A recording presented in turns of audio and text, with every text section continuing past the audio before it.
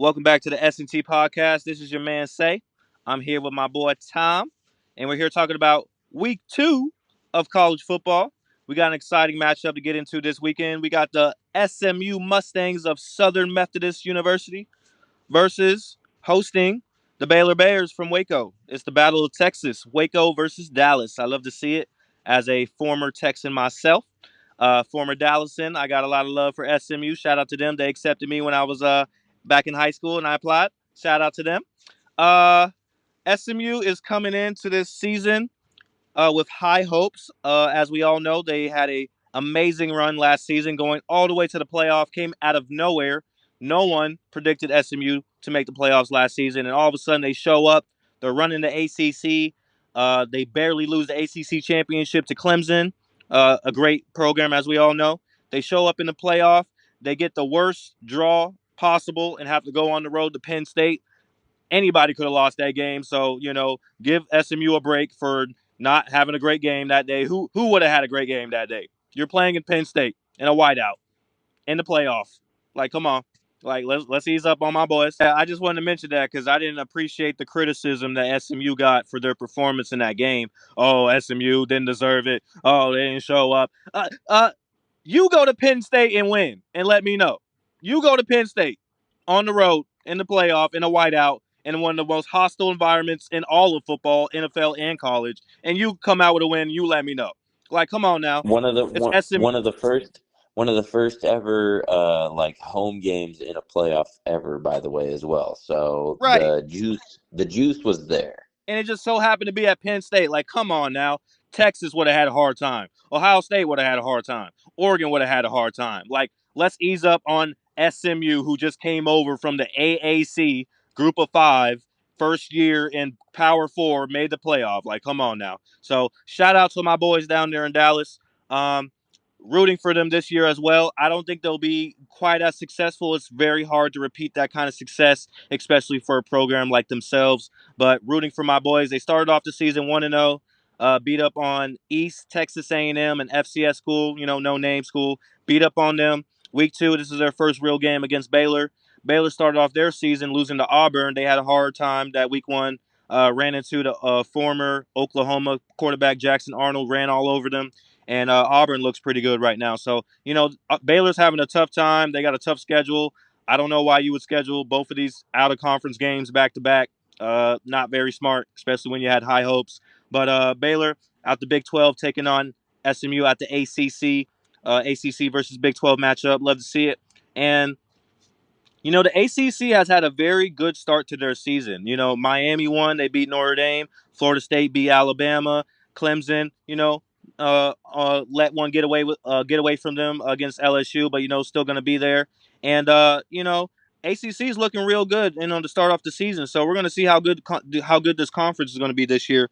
But SMU is trying to hang tough, just like they did last year. And Battle of Texas. Give me SMU at home. Give me Dallas at home. They're gonna show up in front of their home fans, and they're gonna give them a good show. Baylor, I hate to say they're gonna start off 0-2, especially when they had high hopes. But I don't know why you gave yourself that schedule. That's your fault. But 0-2 to start off the season, not great for them. But SMU starting off 2-0, that's gonna give them a lot of momentum going into ACC play. They have a harder schedule than they did last year. Last year they had a pretty it wasn't as bad as the ACC schedule. Now, this year, they have to play Miami. They have to play Clemson. It's going to be a lot tougher for them. So they want to start off the season well. And give me the Mustangs in the Battle of Texas. What you think about this matchup, Tom? Well, I just want to say I'm happy for SMU now. All of a sudden they start winning as soon as NIL is legal. I don't know if you remember 30 for 30 ESPN Yes, Pony sir. Express. SMU has been doing this. Now that it's legal, oh, you better watch out because if you think that these guys can't throw money around, you're wrong. Because I mean, these guys are just the oil barons of the world, or I guess at least in the US. But either way, do not sleep on the money SMU can throw around in NIL. I think SMU is gonna have no problem paying players. SMU, it's like they experienced the death penalty and now they're back. And And I'm just immediately, by saying the way, did they waste time? Nope. As soon as the 12-team playoff came back, they were like, da da da da, SMU. said how much money do we need to pay the players? But I wouldn't be surprised if SMU has a good season because I mean they were the original death penalty, and they were a really good team up until they got the death penalty, and now all of a sudden you're allowed to pay players, and what happens? What happens? The first 12-team playoff year, they make the playoffs Came in right back. a Power Five conference, Power Four, whatever you want to call it. They sat up like the Undertaker.